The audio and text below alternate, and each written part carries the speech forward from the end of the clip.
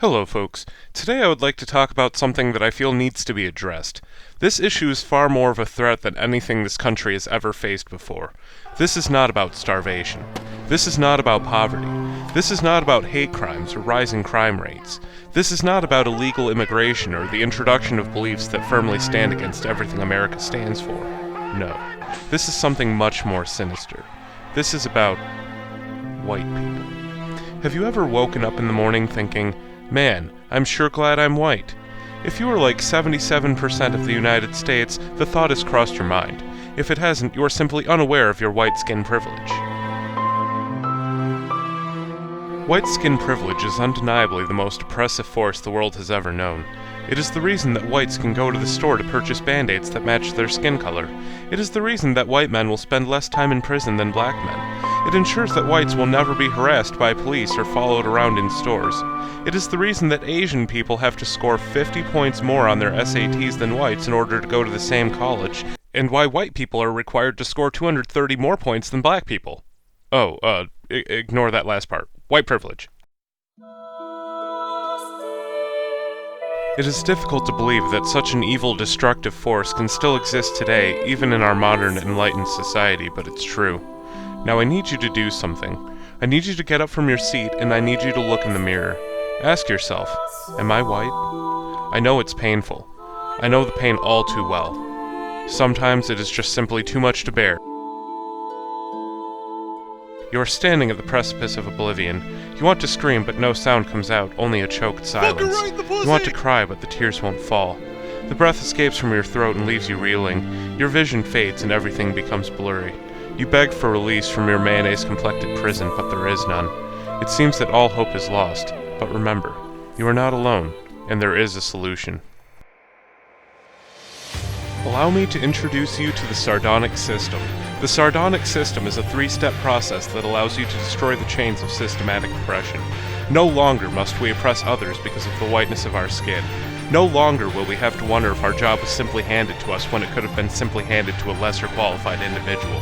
The truth is, you don't even need all three steps to notice an immediate decline in your quality of life. Even the pastiest of whites will benefit from this system. Now, come with me as I walk you through all of the tried and true steps to negating your privilege. It is time to stop benefiting from your white skin. It is time to rise up in order to fall back down.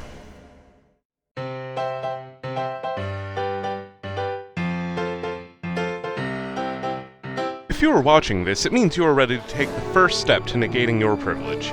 Here I will be teaching you how to be profiled. If committing violent crime disproportionate to your percent of the population is simply not an option, changing your outward appearance to look like you will is quite easily the most effective way to stop benefiting from your white skin. By simply changing out articles of clothing, you will notice immediate results.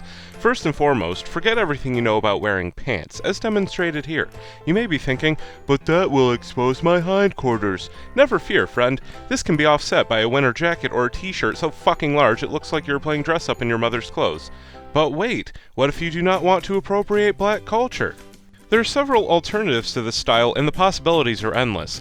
Let us look at another style equally effective at negating privilege, and my personal favorite. I call it the deadbeat factory worker. Why? Because chances are if you look like this, you will never get a better job in any other business, ever. It requires a little more effort, but it is that effective. With this look, any jeans that fit adequately will work just fine. Limit your choice of shirts strictly to band merchandise, namely death metal bands or anything that may resonate negatively with large groups. T-shirts from bands such as Behemoth, The Black Dahlia Murder, Goat Horror, or Nocturnal Bloodlust will work fine. This step is typically enough for women, since approximately 92% of white women hate heavy metal. However, men may be required to grow a beard so unruly that one would expect a hand to reach out of it and punch a small child.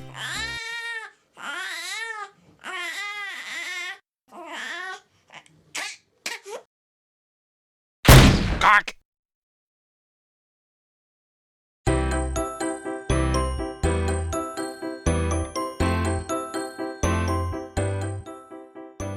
While a majority of our oppressed minorities may not have tattoos and piercings, they are still a great way to express yourself and keep you out of a high-paying job and in poverty. It's the little things we have to do as the privileged class, you know. If you have the money and a high pain tolerance, your face will make the perfect canvas. Did I mention they're permanent? That means that even when you're at rock bottom, the teardrop tattoos you put on your face because of fuck all will make Hot Topic the only entry-level job willing to hire you. Take that, white privilege. Tattoos and piercings can also be combined with either style of dress. You can expect this style to make people suspicious of you for years to come. This is all great news. However, maybe you don't like how permanent tattoos are, or maybe you don't have any more room for them on your face and neck. You can get a similar effect by getting a septum piercing. Dyeing your hair bright blue is a quick, peppy way to say you're done with oppression and simultaneously alert predators that you are lethally venomous.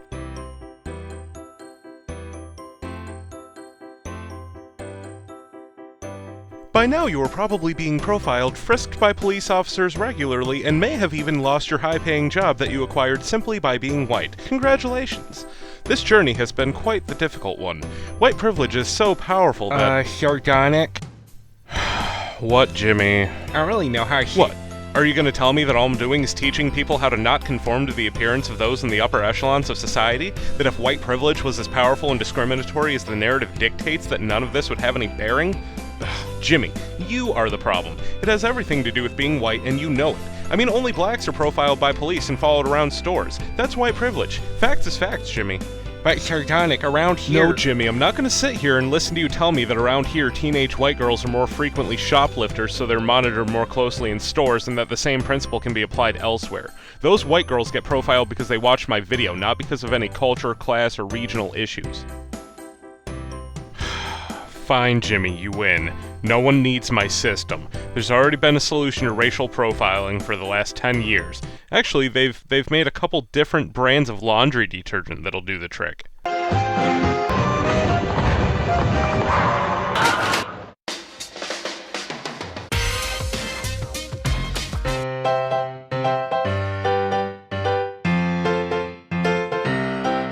You're probably thinking to yourself, wait, this works for when I'm standing around looking suspicious and out of place, but how do I make up for those who are driving while black? Certainly I won't be able to negate my privilege in an automobile. Well, fear not. Just by being twice as likely to speed on the turnpike, as is demonstrated in this study of roughly 40,000 motorists, you'll have a great chance of being pulled over. Make sure you drive over 90 miles an hour if you have illegal substances or weapons in your car to get the most out of your police visit. If you're feeling real froggy, you can try to pick a fight with him and see how long it takes him to have you on the ground and make you his bitch. You see, guys? White privilege is no match for the Sardonic system.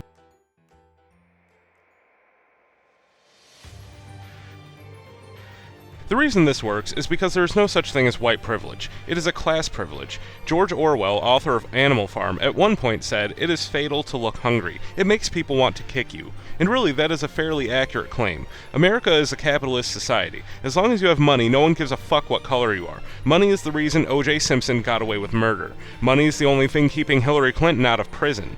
Martha Stewart went to prison because she wasn't giving them her money. See a trend? It's the victim narrative. It's assuming that all whites are in positions of power with their foot on the necks of the minorities. The liberal mainstream media has put all minorities into one group as impoverished victims. White or black, poverty is and always will be associated with violence and theft because desperation makes people do bad things.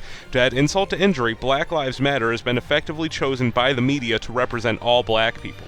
Even if most African Americans can go their entire life without committing crime, you would never know it. You turn on the music channel and you have rap music glorifying violent crime and thug lifestyle. You turn on the news and there's Black Lives Matter destroying yet another fucking city for no fucking reason. Hey, libtard black people. Guess what? It only makes the place you live more of a shithole.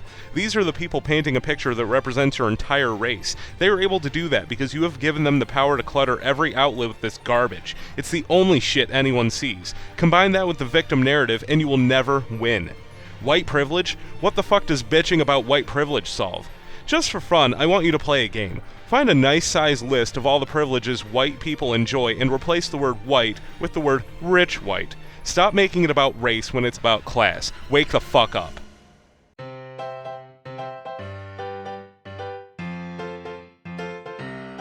Congratulations! If you have made it this far, I have nothing left to teach you. You are well on your way to being a negative representation of your race and destroying your own happiness, the way the regressive left wants you to. Tune in next time for more sardonic tips or just me being a fucking dick. As always, thanks for listening to me vomit.